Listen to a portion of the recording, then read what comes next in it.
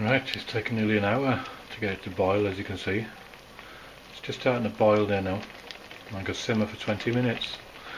Right, as you can see that it's taken 48 minutes to bring to the boil. And now I've turned it down to 4 to simmer it. So yeah, 20 minutes on, and I'll have to let it cool off and strain it and add the yeast and everything when cool. Right, I'll see you a bit later on with some photographs. Well, it's taken nearly an hour to get this lot. It's a gallon of water and was it 6 kilos of fruit, which is 3 kilos of apples, 3 kilos of pears to get to boil. And now with this simmering, I've got to simmer those for 20 minutes. I've got about 16 minutes and counting down left to go. So yeah, so I'll let these simmer now for 16 minutes again. Then I've got to let it cool and strain them off. And when that's cool, then add my yeast and all the rest of it.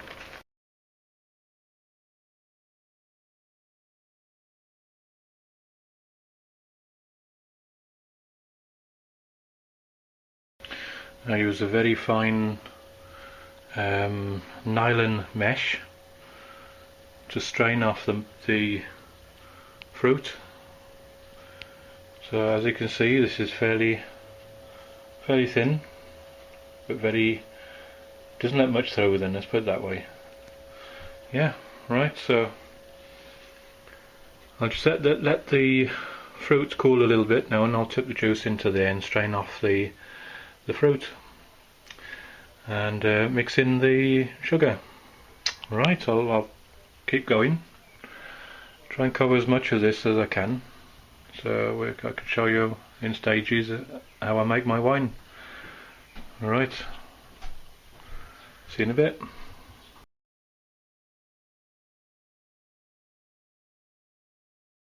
Just added a few, I just tipped half of the contents into the what do you call it, bucket. I've added a few more pegs just to hold the mesh, the nylon mesh, stop it from falling in. Right, I'm going to carry on. I'm going to tip the rest in. I'll take some more pictures.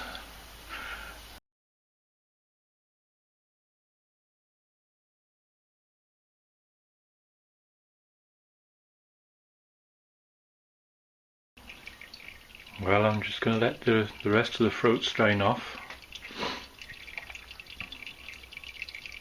As you can see, it's an ingenious idea, just hanging on the handle, but it works for me.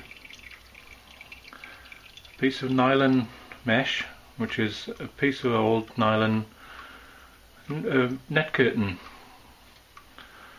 So yeah, it's very fine. It's a very fine mesh, as you can see. It works.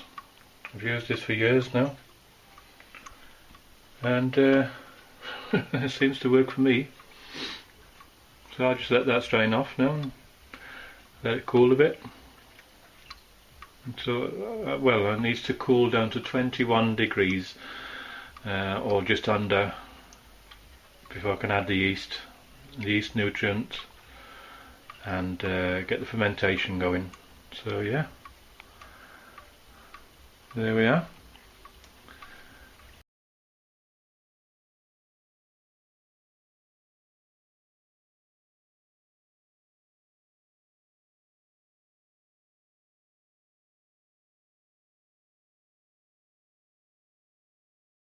Don't forget to wash all the dishes after you.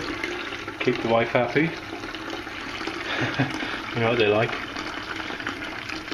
So yeah, this is my process. Wash the dishes afterwards. Tidy up. Keep everything clean. Keeps the wife happy. Keeps me happy. Right, that's dripping off there nicely. Clean the cooker afterwards, and I'll keep you informed for the rest of the process. Right, thanks for watching.